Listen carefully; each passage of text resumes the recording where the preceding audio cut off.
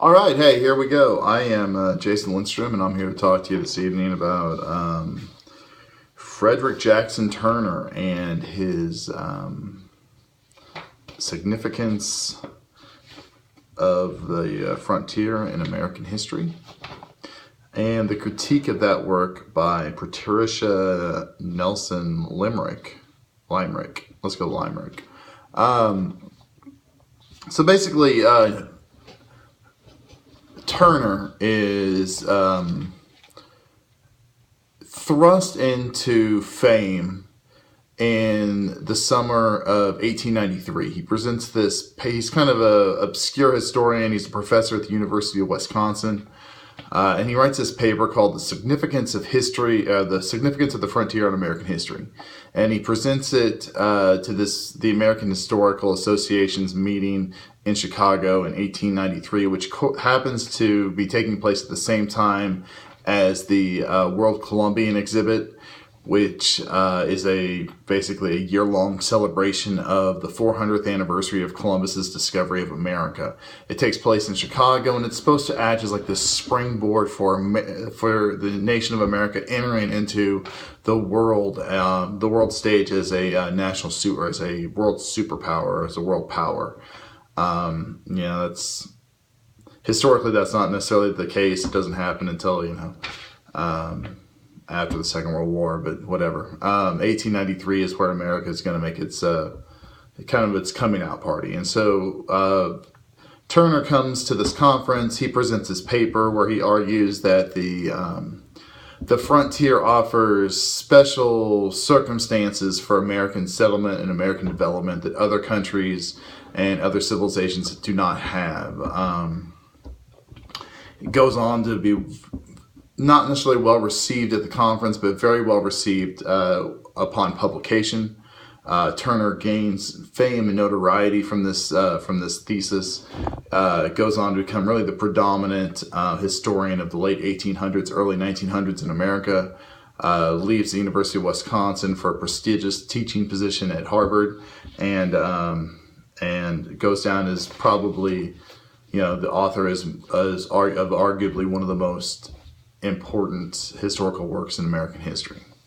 Okay, so the critique of Turner's work is by Patricia Limerick, and she argues that on a couple different topics. The first is that she argues that Turner's thesis is basically given special treatment, that the work doesn't stand up to scrutiny.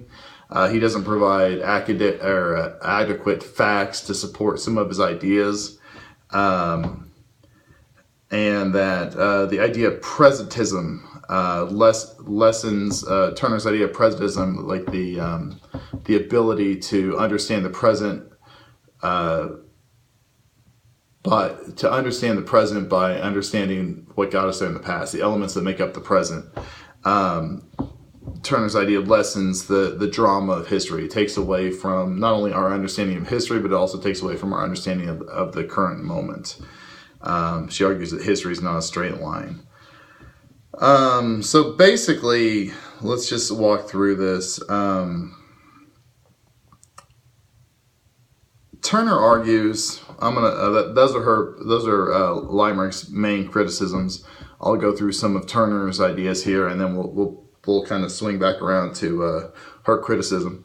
Turner argues that basically America is different because of the frontier and because of the room that America had. It's a different civilization versus Europe. He talks briefly. He just mentions this idea of the germ theory of civilization, in which people spread out and then they kind of consume the areas of growth. And if they run into a different civilization, well, then they're going to either conquer those people or encompass them. And America is different because of the room to grow. They can branch out westward without coming into contact with civilization. Now, Turner writes this in 1893 when Native Americans aren't viewed as being a civilized people. Turner talks about them as savages all throughout his work. Basically, as America grows further and further west, they become less and less dependent on Europe to meet their basic needs, and so America becomes self-sufficient. which leads to this idea of independence, in which as we move further and further west, we have to depend on ourselves to create civilization, and we view outsiders with distrust. We view the government with distrust, and so it's going to create this sense of democracy that doesn't exist other places, where we need to elect people like ourselves to govern us, people that we know.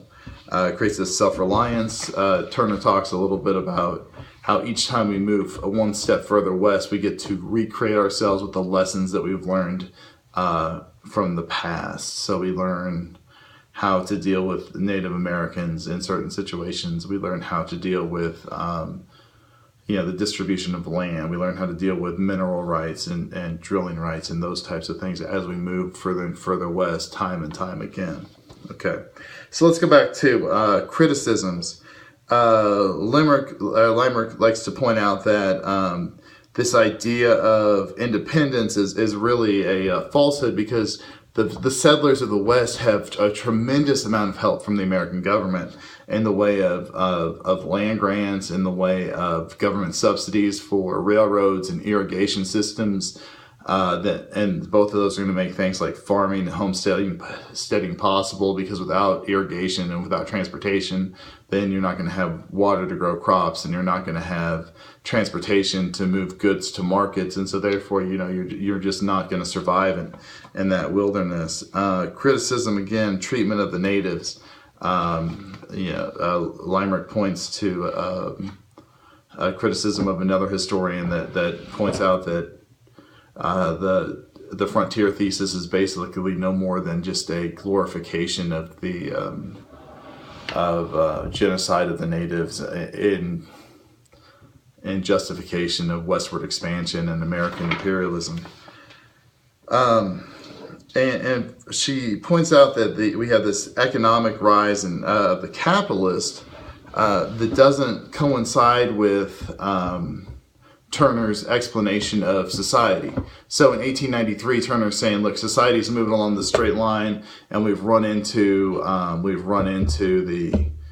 the end of the frontier. The frontier is closed. The reason that Turner wrote this paper was that in the 1890 census, the United States government basically said there's no longer a line of the frontier where you can say, hey, this is where civilization ends and this is the wilderness. America had conquered everything, or westward expansion had covered the entire continent of continental United States. So without this, Turner's arguing that this frontier is going to lead to independence and those types of movements that are going to fulfill this American need. But Limerick argues that he doesn't account for this rise of monopolistic capitalism that's going to be prevalent in the United States in the early part of the early 1900s. So like Rockefeller, Carnegie, Morgan, these type of robber barons are going to come forward to the forefront, and they don't really correspond with this idea of the savage turning into like the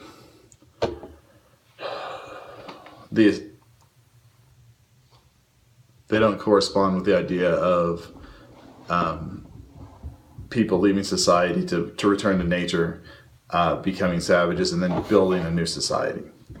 Okay.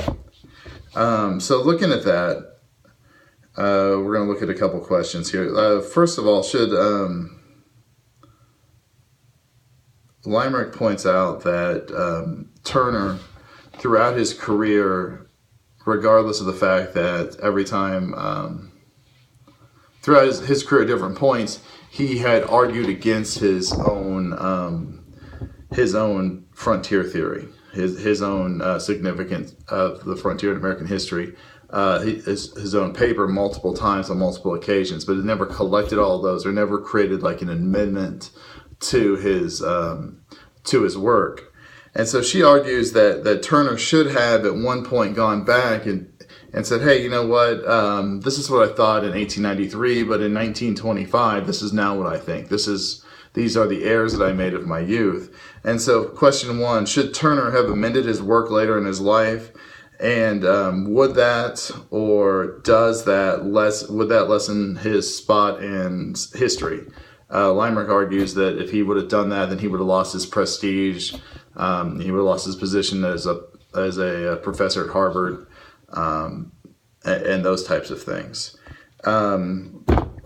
Number two, Turner wrote from a white middle class point of view, and so in the 1890s, that kind of separated him from the academics of the day, and it kind of made Turner's work more accessible to the average person, which kind of probably more or less led to his popularity and the longevity of the importance of this paper. But given that his point of view was from the middle class of 1893, he's held in a very he's racist by today's standards. And so my question is, number two, if history, as Turner points out, history is to help us understand the present, then should we hold historians to the standards of the present? Should we hold Turner accountable for his views on race, although he does point out that we should do more research into the history of African Americans, or into the history of he doesn't necessarily say that the history of Native Americans, but his views on Native Americans. Should we hold those things against him, even though he's progressive for his time, but yeah, he's way behind our political correctness of today. And finally, Limerick argues that the frontier thesis paper, the significance of the frontier in America is so embedded in America that it's almost beyond reproach, that when you attack it, regardless of how good your critique or criticism of the paper is, the thesis just comes back stronger. The people that support it just tend to grab hold of it even tighter and say, well, if it's so important to be attacked 100 years after publication or 130 years after publication, then it really must mean something. And so question three is, are there works that are valuable for their place and time in history, but not necessarily for their modern historical content? Could we see the importance of the frontier thesis for its time and place, but not necessarily look at it and value it as a historical piece, as a valuable piece of historical writing? In other words, could the thesis theory be the American equivalent of like the Iliad or the Odyssey? So I'm about 13 minutes in. I kind of rambled a little bit. I hope you guys took something away from this. Again, this is my first exposure to Turner in depth and a criticism of him. I enjoyed it. I hope you guys enjoyed the movie or the video here and the paper I tried to put together for you. And I look forward to hearing your comments and your critiques. Thank you very much. Have a great evening.